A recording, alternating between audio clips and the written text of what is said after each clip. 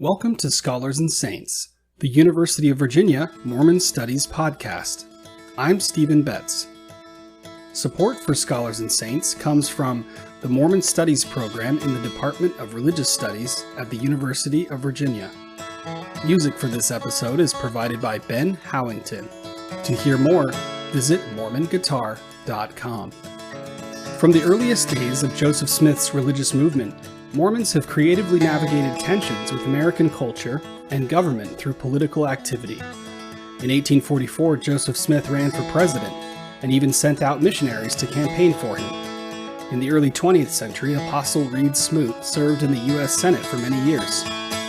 Decades later, Apostle Ezra Taft Benson would serve as U.S. Secretary of Agriculture under President Eisenhower. In recent years, Harry Reid, a Democrat, served as the Senate Majority Leader, and Mitt Romney was selected by the Republican National Committee as the Republican candidate for president. Today, I speak with Professor David Campbell and Professor Kathleen Flake about Latter-day Saints, American politics, and the 2020 presidential election. David Campbell and Kathleen Flake join us today to talk about Mormons, American politics, and the 2020 presidential election. David Campbell is the Packey J.D. Professor of American Democracy at the University of Notre Dame and the chairperson of the Political Science Department. His most recent book is Seeking the Promised Land, Mormons and American Politics.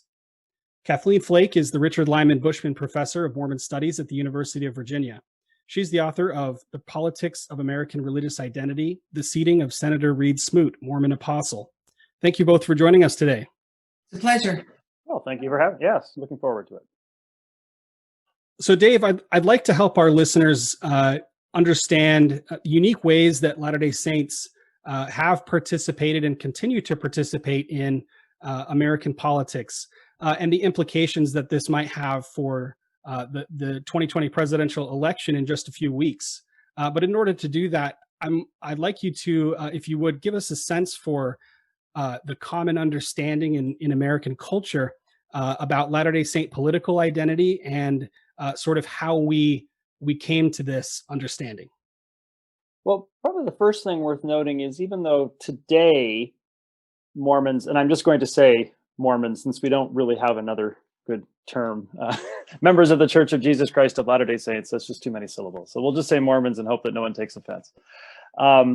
So there's often this conception that, Mormons, because they're heavily Republican today, have been heavily Republican forever. But of course, that's actually not the case at all. You don't have to know much American history to know that there was once a time when the Republican Party took a very strong position against Mormonism specifically. But in the 20th century, of course, we've seen a trend toward the GOP, the Republican Party, among Mormons. But it's interesting to note that affection, if you will, for the Republican Party is actually steeped in, I would say, a true ideological conservatism, which is not true for all Republicans. And this actually helps us understand why Mormons as a group have not fully embraced Donald Trump in the same way that other groups, maybe most notably white evangelical Protestants, have. So I would argue that among Mormons, there's just as much of an affinity toward a conservative ideology as there is the Republican Party. And given that Donald Trump has done a lot of things and taken a lot of positions that are not conventionally conservative, it helps us understand why there's actually a little bit of daylight between Mormons and the Trump coalition. Yeah, thanks, Dave. Kathleen, maybe you could help us understand some of the tensions, particularly in the early 20th century, that bring us to this moment that Dave is talking about, and this the tensions that Latter-day Saints felt, particularly as they became full participants in American political culture. I think Dave is absolutely right that there is a traditional, if I dare say that word, conservatism to Mormonism. And I'd like to hear him say a little bit more about how he would define that conservatism over against what we typically think of as conservative, because conservative today is largely informed by conservative religious ideology. And I don't think that's what Dave is talking about here when he says conservative ideology particularly, right? So anyway, I'd like to get back to that. Insofar as the 20th century is spoken of,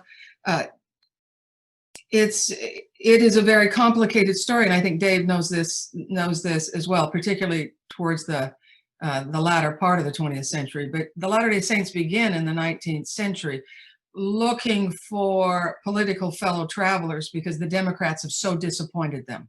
The Democrats in Idaho had promulgated a statute that denied the Latter-day Saints of their civil rights for merely associating with groups that believed in polygamy, whether or not they practiced it themselves. That great disappointment, combined with the westward movement of senatorial jurisdiction, creating new states in the West and giving political power to the West, came together with the Republican, under Teddy Roosevelt, the Republican Party seeking the support of the Latter-day Saints.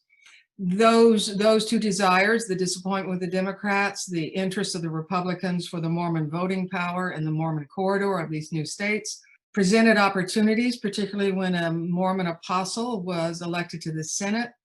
I think, just to make this story short, that seating of a Mormon apostle was predictably contested, not so predictably successful for a variety of reasons, but resulted in that Mormon apostle sitting in the Senate for 30 years and losing his position in the Roosevelt, the FDR landslide in the 30s. I'm not as well versed, and maybe Dave is, I'd like to turn it back to him, well versed on how after the Roosevelt years, Mormonism returned to Republican support. I know generally the vague outlines of that, but I wonder if your expertise has led you to look more deeply into that switch from the Democratic Party and Reed Smoot. And maybe it was only a superficial endorsement to begin with because of Smoot's own Republican adherence. But would you know a way to quickly characterize the 1950s, 60s beyond the attraction to anti-communism? Well, I would put anti-communism at the top of the list. But I also think it's fair to say that as we move into the post-World War II era, the Republicans and Democrats begin to separate even more than they had in the past on questions of big versus small government. And as the Republicans became more the party of small government, perhaps personified in Barry Goldwater in 1964, that was attractive to many Mormons. And so it wasn't a single thing, I think, that was drawing Mormons to the Republican Party. It was a cluster of things that were all happening at once. So anti-communism, an emphasis on small government. And then eventually, by the time we get to the 1970s, we have the culture war erupting. And Mormons really resonated with much of that, although not all of it. I would say that abortion is an issue that doesn't quite have the same potency among a Mormon population as it does among Catholics and evangelicals, but it matters. And of course, more recently, LGBTQ rights have also been a big issue that I think matter a lot to Mormons. But that came later. You know, it sort of started with these other issues and then kind of grew into the current divisions that we have. So would now be a good time for you to just list for us how you understand the conservatism, albeit simplistic list of what you mean by conservative ideology that runs so deeply in Mormonism. Sure. So I would say that it does include what we normally think of as social conservatism, or conservatism sort of tinged with religious traditionalism. As I mentioned, for other groups in the social conservative coalition, abortion is issue number one. For Mormons, it's probably not number one, but it's on the list. But along with that goes, as I said, LGBTQ issues, and just more broadly issues related to the protection of the family and pornography, and those kinds of what are sometimes called sex and family issues. But it does go beyond that. So I think you find within the Mormon mindset not only a preference for small government, or at least small government when it comes to the economic side of the equation. They might be more comfortable with government being involved in the regulation of social issues. I think there's also just a small c conservative worldview that doesn't like to see dramatic change, and in particular is troubled by any kind of social unrest. I think there are all sorts of examples throughout Mormon history, or at least 20th century and beyond Mormon history, of where church leaders have expressed a lot of uneasiness with protests and marches and demonstrations. And so anything that seems to have that sort of hinge to it, Mormons seem to shy away from. Very much a law and order type community. Can you say a little more about that law and order, or even that anxiety about social unrest? Why would they be sensitive to that? Do you have any ideas on why they'd be so sensitive to that? I think it actually goes back to the idea within Mormonism that one should adhere to authority, should follow authorities, whether they be civil or ecclesiastical. And of course, there's scriptural support for that. I mean, my own personal experience with this would be when I was a student at Brigham Young University many years ago. Justice Clarence Thomas visited BYU. Thomas had not been on the court for very long, and so the memory of his very contentious confirmation hearing was very much in people's minds. Everywhere Thomas went around the country, he was met with protesters, including BYU, but the university took great pains to make sure that this Supreme Court justice, again, who would be confronted with protesters everywhere he goes, that they were shunted off. They were not allowed to come onto campus. They had to be on Provo city land, basically, so far away that he would have never heard or seen them. And that just really struck me as sort of odd. Like, well, he's not on a university campus. You might expect that he'd face protesters, and presumably when you're on the Supreme Court, that's part of the deal. They are the institution, after all, that we normally think of as protecting free speech. I could point to lots of other examples, but that's one that for me that really brought that home, of how the administration of BYU, which I think we can reasonably say is an extension of the church's hierarchy, anything that would be a hint of protest, because it suggests that you're not supporting, in this case, a civil leader, a civil authority. And I think that runs deep within the culture. So just a short follow-up to that, are there conditions in which Latter-day Saint leadership and Latter-day Saint political culture would consider protests and resistance to government authority as justified? Well, certainly you'd find it among individual members of the church, right? So we know there are, and there have been some rather high-profile cases of members of the church who have defied civil authority and even faced a jury along those issues. But I actually think, quite honestly, among church leaders, even if people are protesting on issues that the church itself would endorse, I think there's still a great wariness toward protest.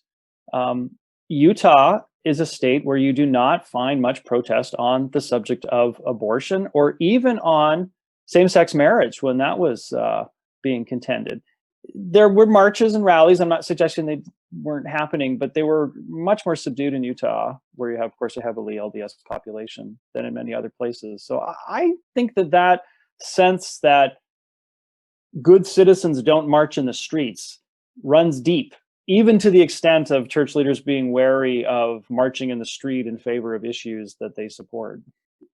I'd like to focus and pivot a little bit to kind of characterizing Latter-day Saints in a way that you do in your book, which is you talk about them as this ethno-religious group, and how their status as an ethno-religious group affects the ways that they are involved in American politics. So could you unpack that for us, what it means to talk about this religious group as an ethno-religious group, and then help us understand how that ethno-religious identity relates to politics? So I should note that the term ethno-religious is certainly not unique to my co-authors, Quinn Monson and John Green, and myself, but in the past, it's typically been used to describe an older type of religious cleavage in American politics, where Catholics, for example, would be a single, almost monolithic group. And some might say the same was true, maybe not for Protestants as a whole, but for particular groups within Protestantism.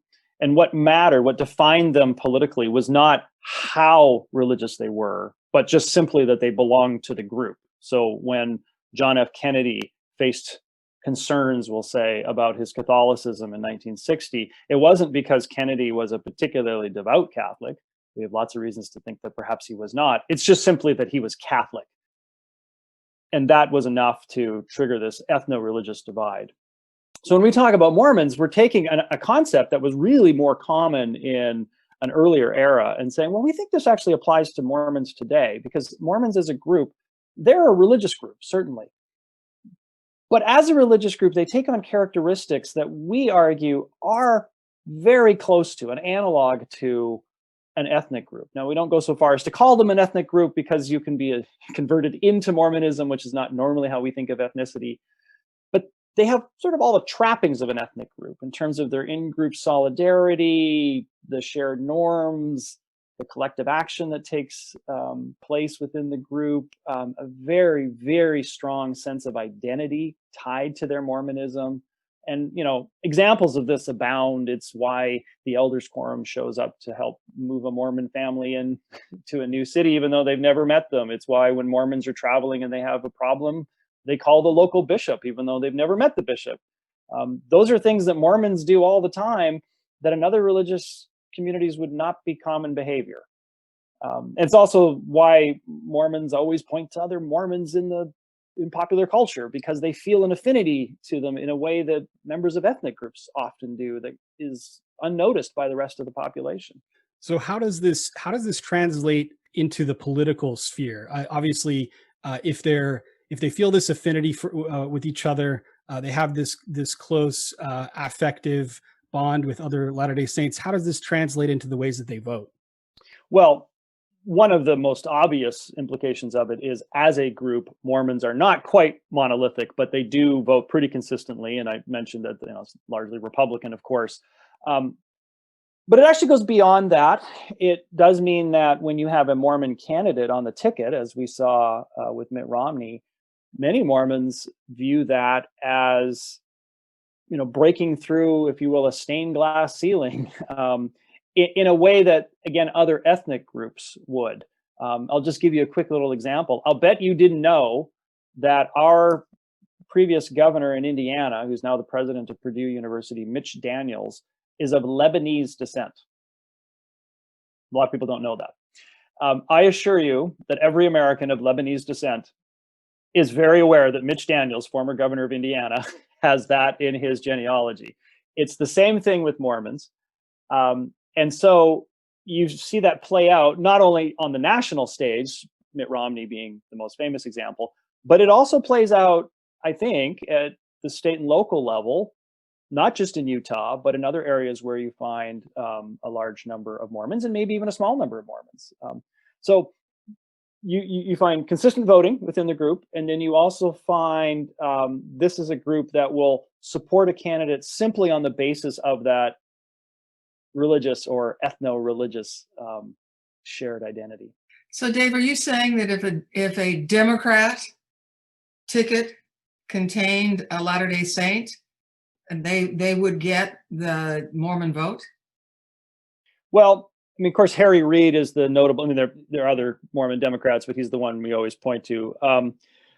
I am willing to wager that Harry Reid did better among Mormon voters in Nevada than you would have otherwise expected a Democrat with his particular policy positions to do. That doesn't mean he was necessarily winning that vote overwhelmingly. I mean, there's a group that's largely Republican. But I do suspect that there were Mormons who were willing to vote for Harry Reid because he was one of them. And he was prominent in Washington. I asked that question in part because one of the questions for the Latter-day Saints in terms of the American narrative, the historical narrative about them, is one of loyalty. All right, loyalty to the nation. So this is really a two-part question. Does their anxiety over public protests relate in some part to their need not only to their comfort level with deferring to authority, which we've talked about, but does it also relate to their history of conflict with the United States? they've not only protested, they've been at war with the United States a couple of times. And is this a hangover? This need to be patriotic? Does this not protesting get involved with their not wanting to look disloyal, to look really American? We are the real Americans. And does it also relate to this question that we've raised now about ethnicity? How much do they identify with Mormonism as a political unit, even a territorial domain in the United States?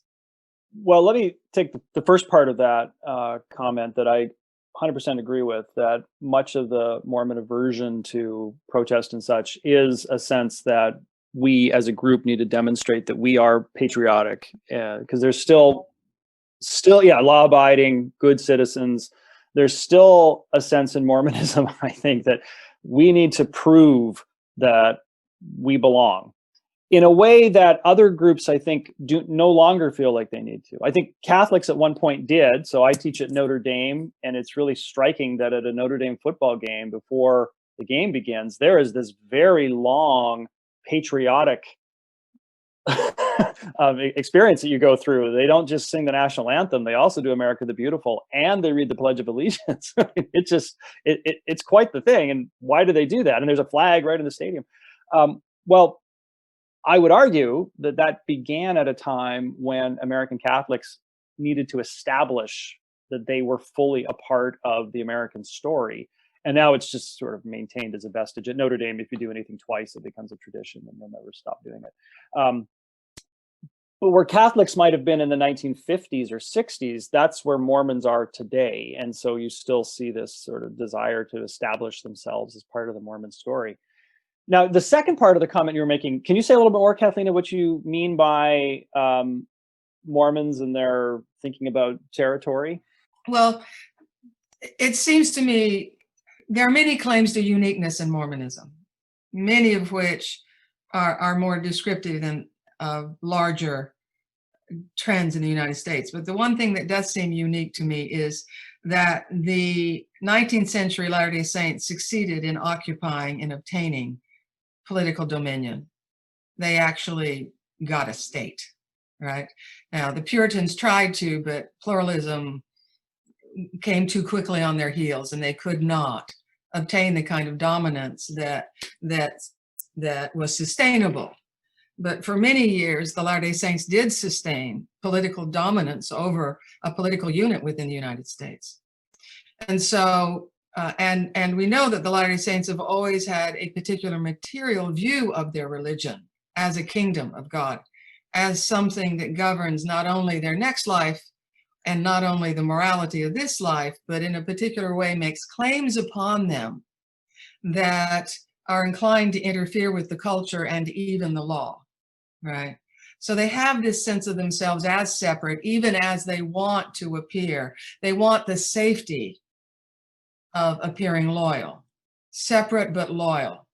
Seems to me there, and I don't know what your data shows because you're a sociologist and I'm speaking here as a historian when I suggest this conclusion. I'm wondering if your data or your own analysis of that data supports any of this difficulty in walking the line between loyalty to the United States, and we'll later talk about what the international identity of Mormonism means to this, but certainly in the first 150 years, 170 years of this church, needing to show both loyalty for safety's sake, but maintaining the sense of them being like the Catholics, what could be characterized as a law-giving institution themselves, right?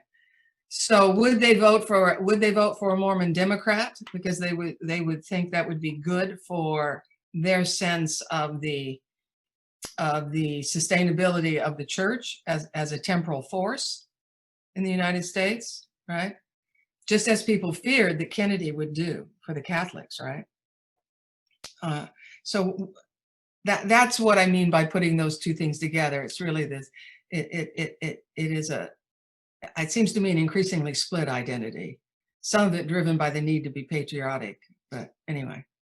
Yes, although I think that you might be reading too much into what your rank and file member of the church is actually thinking in their head when they vote or when they consider their political preferences. So I don't think I would deny that in the back of their minds, there is this sense that the church is a kingdom as you've described it. And therefore there could potentially be conflict between what the church says and what the law says. And we know historically that, of course, was the case in Mormonism.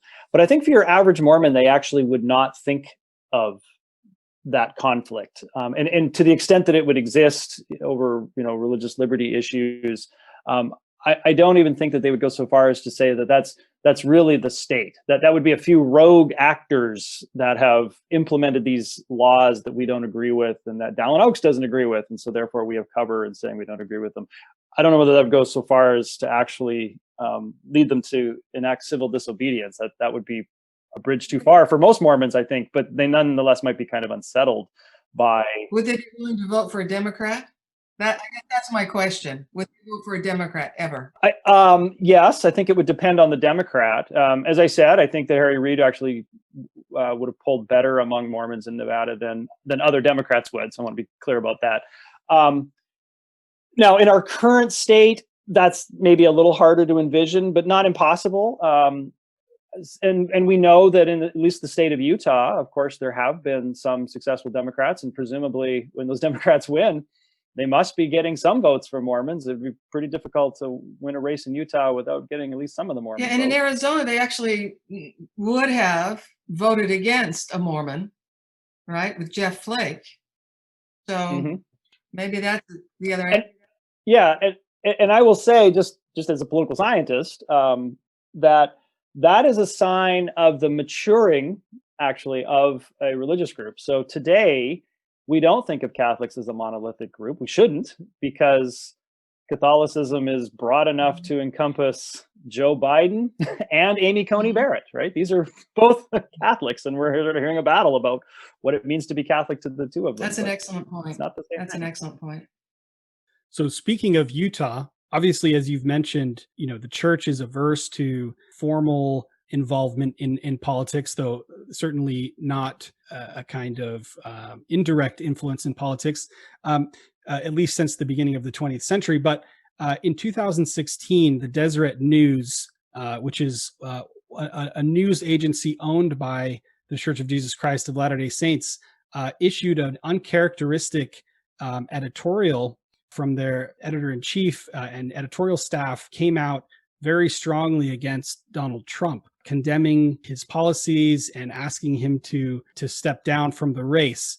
So do we see this as a kind of indirect protest from the church, or how can we explain that anomaly? Well, I think that just shows how, in so many ways, Donald Trump has just appended the way we normally think of American politics, or in this case, the mixture of politics and religion working. And I agree, that was a highly unusual thing for the Deseret News to do. Not completely unprecedented, but you have to go back many decades to find the precedent for it. I should note, though, that that editorial was issued at a time when it really did appear that Donald Trump was going to go down in flames in the election. If I recall, that editorial came out after the Access Hollywood tape had been released, or certainly right around that time. And of course, at that time, the polls all had Hillary Clinton far ahead. So in that sense, it may have actually been in the minds of those who were issuing the editorial and whoever approved it there at church headquarters, kind of a safe move, because we thought, well, he'll lose and then the party can rebuild and they can nominate another Romney-like candidate. Well, they miscalculated, as we know.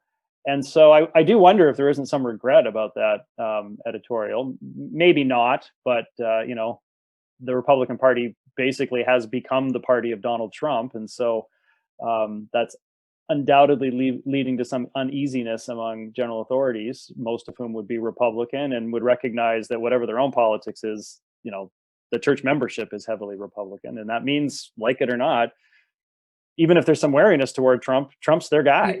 Your book speaks about fissures being revealed by politics, fissures within the church being revealed by politics. maybe what we're talking about here with Trump is a more recent example of those fissures that you spoke of in that book. That's right. And one thing that's important to keep in mind, that when we look at voting returns or public opinion polls, and it looks as though, Mormons are this nearly uniform group in their support of the GOP. And of course, I want to say that nearly uniform, probably many of your listeners are saying, wait a second, I'm a Mormon, I'm not a Republican. But it's a vast majority. That is largely a reflection of the choices that are put before the voters. And we should always remember that the voters are reacting to whatever environment they are in. And so if you had a different political system, you would likely end up with more apparent diversity within Mormon ranks. So if you took those very same Mormon voters in the United States and put them into a system where you have multiple parties, I suspect you would not find such uniformity, because there would be more options for people to choose among and still feel like they are expressing politically what they believe religiously. But in the US, they feel constrained. There are only two choices, and they feel that one party better represents that than the other. Yeah, I like how you said in the U.S.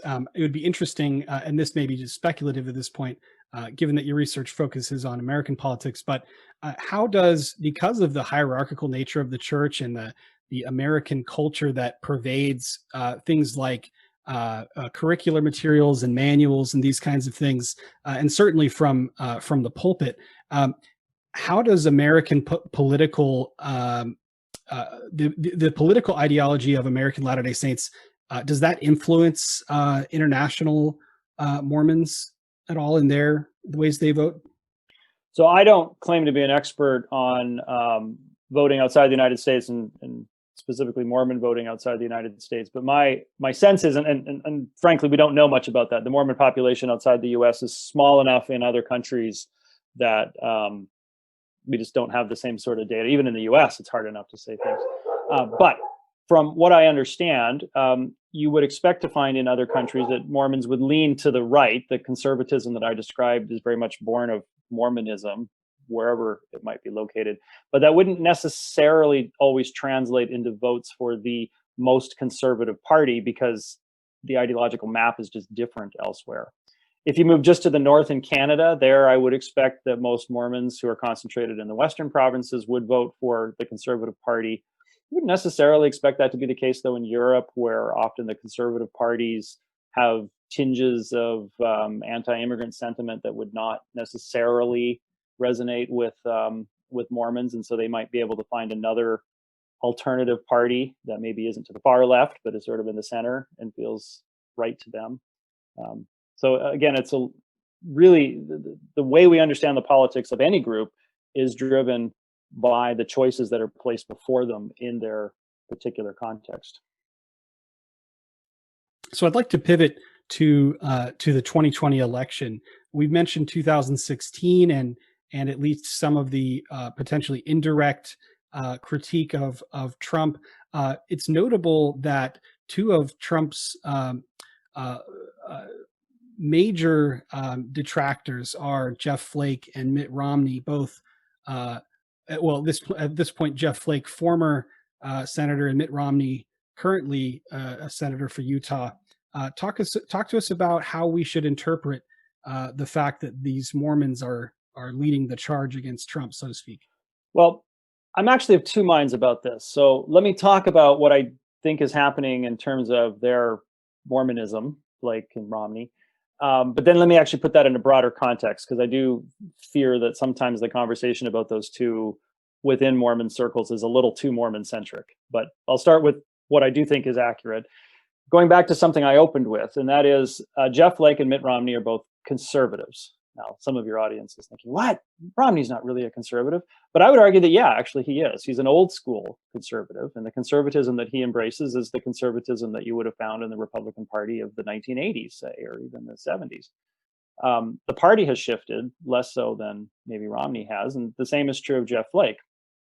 So nobody should think of these as politicians who are flirting with the left. These are very much conservatives.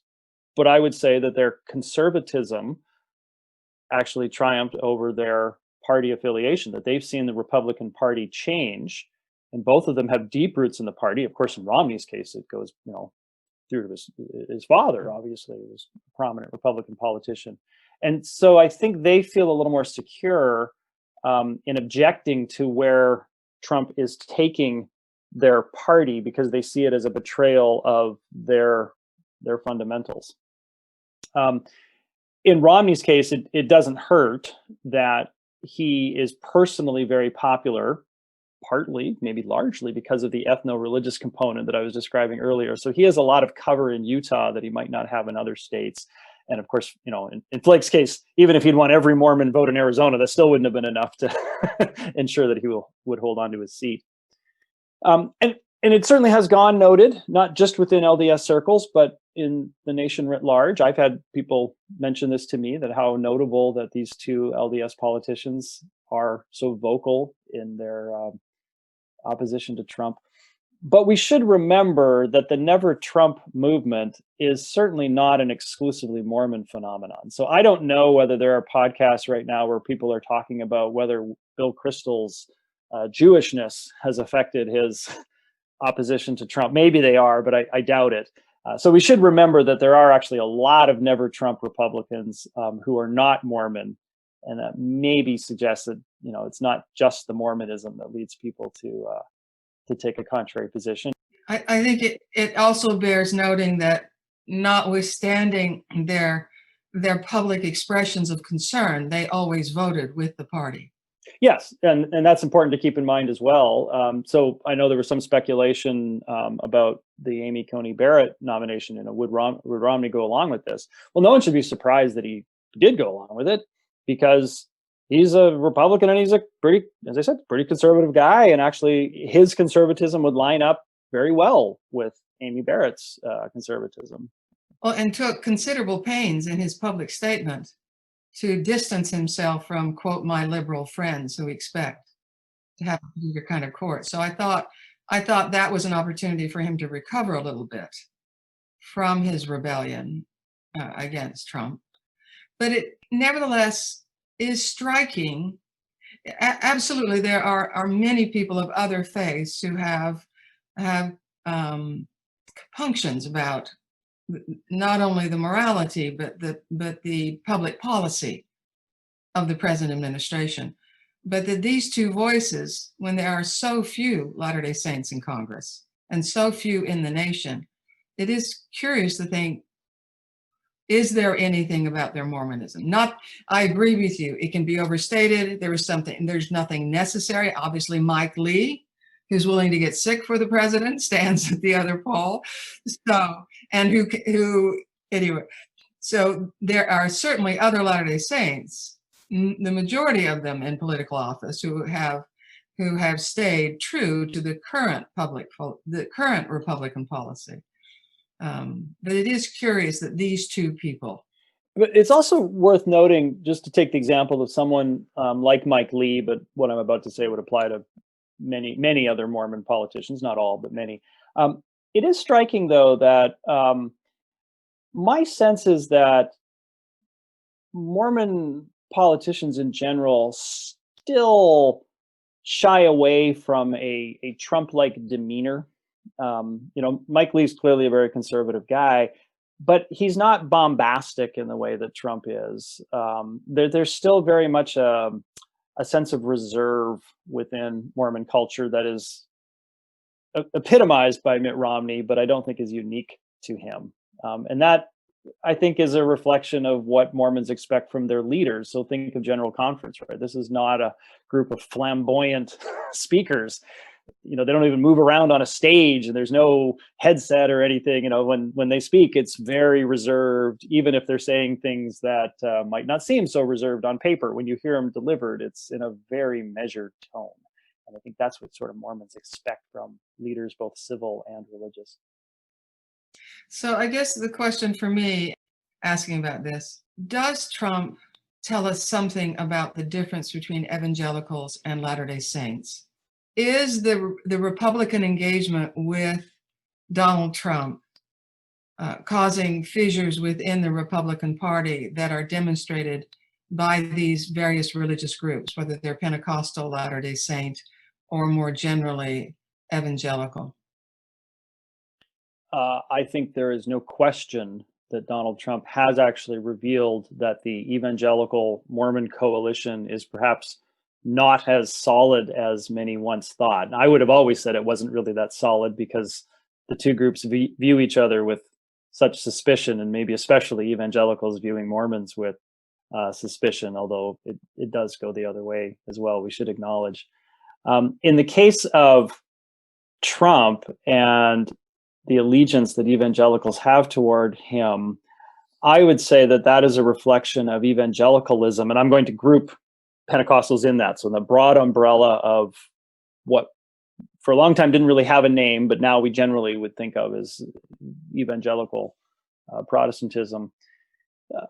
That has very much become a political movement as much as it is a religious movement. And in fact, as a group, evangelicals are hemorrhaging members or adherents, or those who think of themselves as evangelical, on political lines. So it used to be that, there were a fair number of people who would vote Democratic and would call themselves liberal within evangelicalism, and that's less and less the case. And when they leave, they typically leave religion altogether. And I'd be happy to talk about evidence on that score in another podcast, because I can go on at length about that, but that's the sort of bottom line. You don't find that so much in Mormonism. I actually think that Mormonism has managed, at least thus far, to avoid becoming viewed in the public mind as merely an extension of the Republican Party, which is a remarkable statement, given that Mormons are a heavily Republican group, but they don't seem to have become so politicized, because I think Mormons themselves have this idea that the church stands above politics. Whether it really does is, I suppose, a matter of debate. But Mormons believe the church does, and that's enough, I think, to allow them to separate their Mormonism from their republicanism. And you're seeing that with, as I said, the sort of tepid reaction that Mormons have toward Trump. They haven't embraced him to the same extent.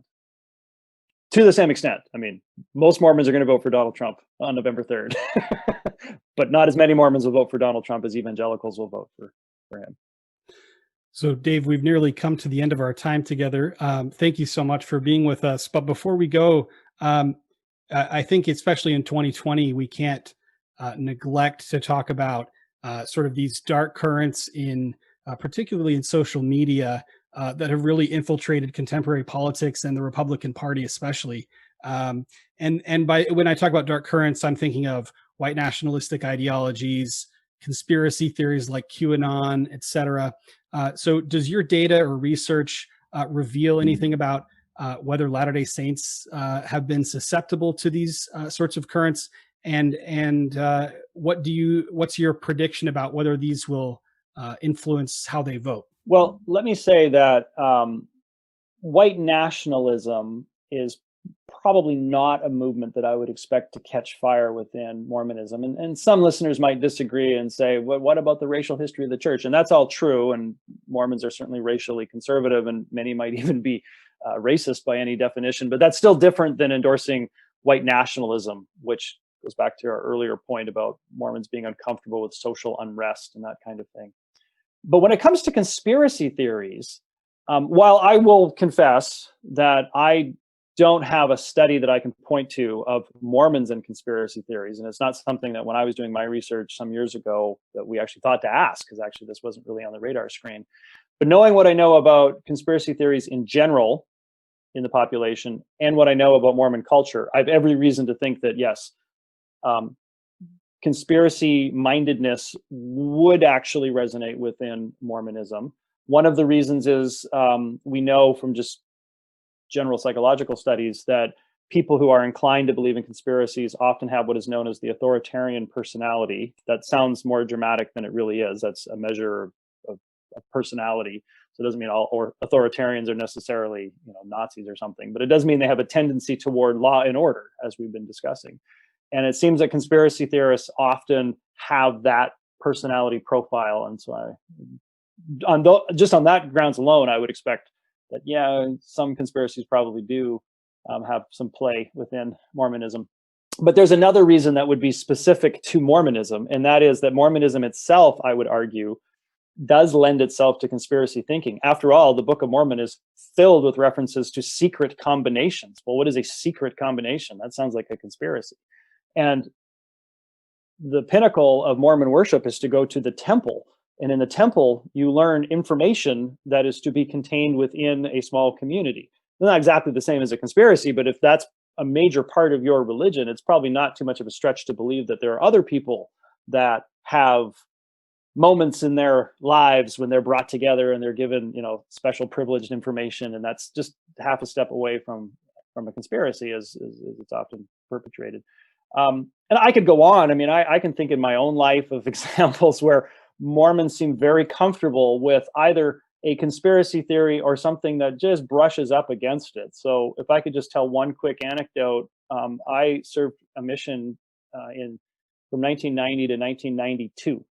So my mission call came in 1990, and that was right, of course, after the collapse of the Soviet Union. And at that time, there were all these rumors rife in the church. I heard them from people who claimed that they had received a special mission call from the church. And the story was that when you opened your envelope with your call, it just simply had one sentence that said, "Call this number."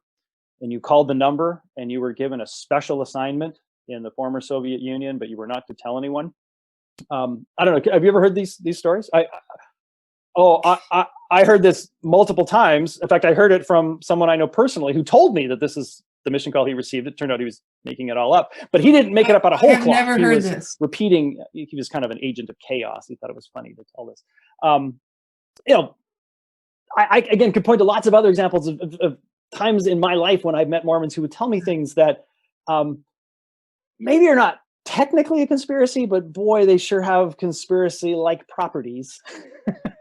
And so my sense is that, a lot of this conspiracy stuff does actually resonate within Mormons. And, sometimes it's harmless, secret mission calls to Russia maybe, and other times it can be quite pernicious, very pernicious. You could also add a third inclination based in apocalypticism. Yes, that's true. There's that some dramatic end, this coalescence of good and evil, each to its pole, and then placed in conflict. Well, and not only that, but we had Christopher Blythe from BYU's Maxwell Institute with us a couple of weeks ago, and of course he focuses in his book, which deals with LDS apocalypticism, a lot on the what he calls the Constitution prophecy. This idea that some Latter-day Saint will rise up and save the Constitution when it hangs by a thread or something to this effect. So certainly these currents are very much alive in certain communities among Latter-day Saints. Yeah, and I can I just add, and I do suspect that just to add on to why I think that Mormons are sort of tinder for conspiracy theories is Mormons love their own history. And if you study Mormon history, it's also not too hard to believe that there would be conspiracy. Like the Council of 50 was a real thing. And, polygamy existed in this underground network. And there really were authorities maneuvering to keep polygamists out of the hands of law enforcement. I mean, all that stuff happened. And so if you sort of get steeped in Mormon history, you're probably willing to believe that kind of thing is happening now in other places and to other people. Yeah, arguably with the council, I think that's absolutely right. Except arguably the idea of the Council of 50 became a conspiracy theory more than it was when it was organized. Yeah, that may be right. But that's the curious.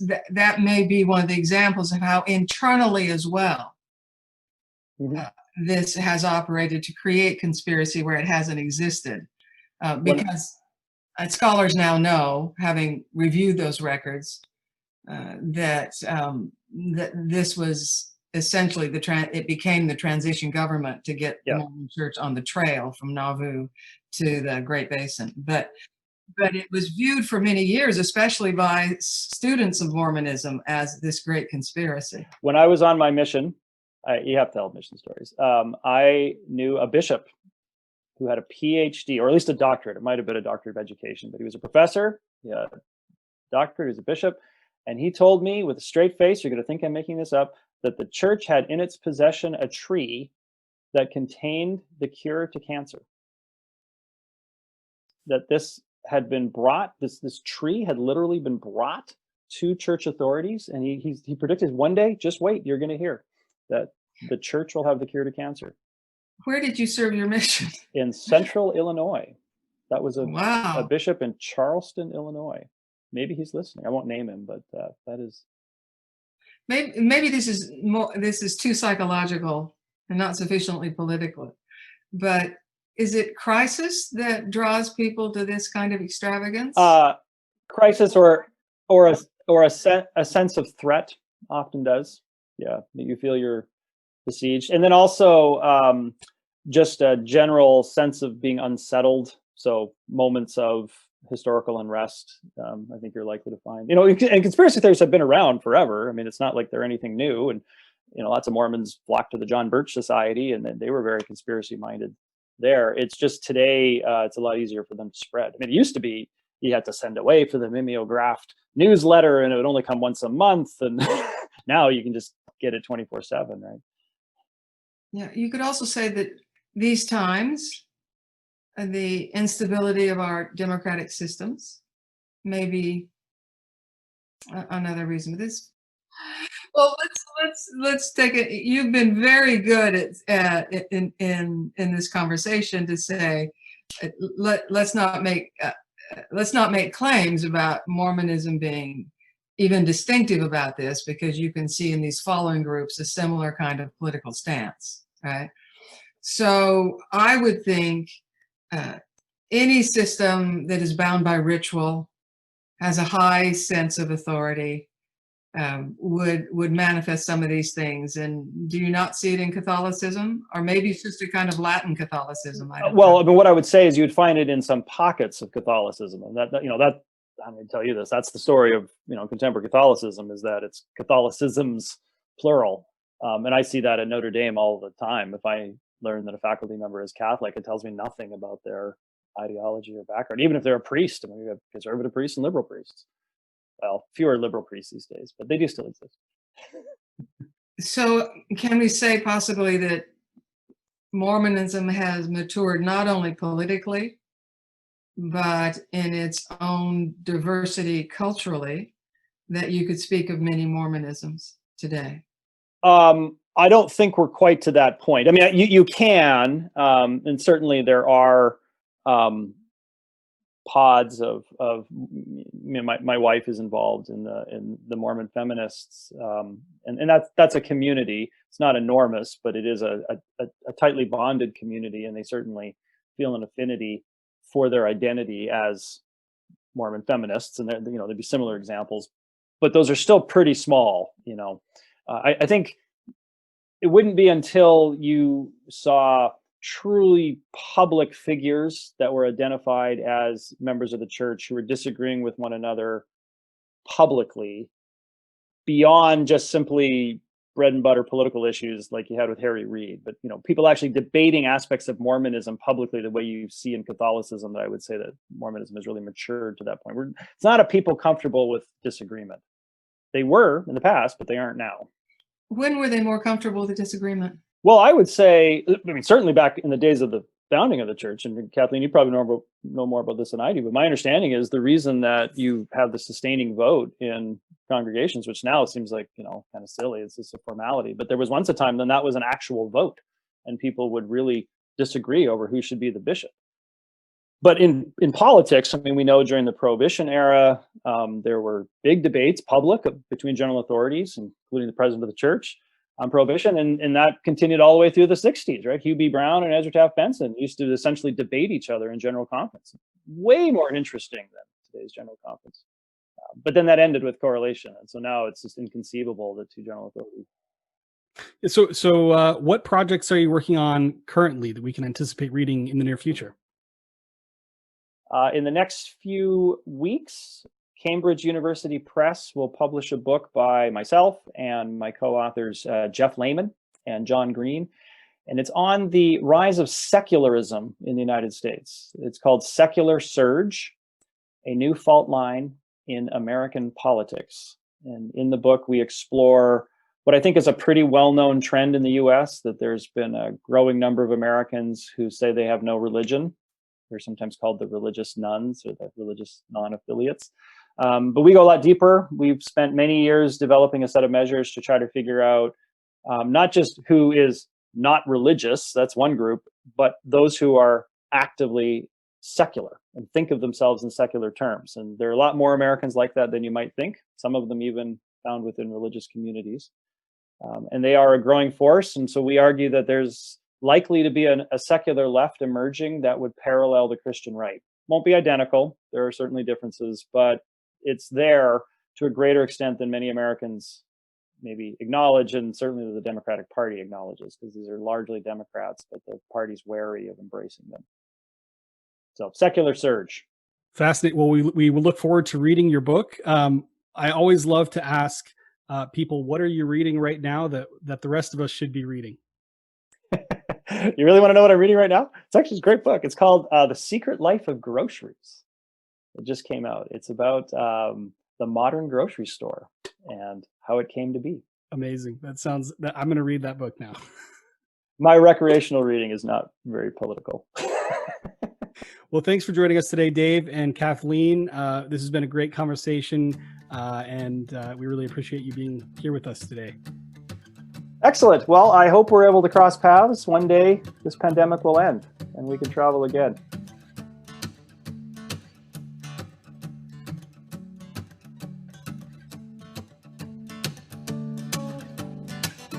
Thanks for listening to Scholars and Saints. Today we talked about the reasons that Latter-day Saints vote the way they do. After overcoming tensions with the U.S. government in the 19th and early 20th century, Latter-day Saints came to identify strongly with the Republican Party and have primarily voted Republican ever since. A strong ethnicity-like in-group identity often leads Mormons to vote for other Latter-day Saint candidates, as seen during the Mormon moment of Mitt Romney's presidential campaigns. In the troubled political environment of 2020, the Latter-day Saint propensity for following authority as well as scriptural and historical precedents may make some Mormon voters especially susceptible to conspiracy theories such as QAnon, which may affect the way they vote. Whatever your political affiliation, be sure to get to the polls and vote. For questions or comments about this or any episode, email me at scholarsandsaintspodcast@gmail.com or find me on Twitter @ScholarsSaints. Next on Scholars and Saints, join me as I talk with Sarah Patterson about her book, Pioneers in the Attic, Place and Memory Along the Mormon Trail. Until next time, I'm Stephen Betts.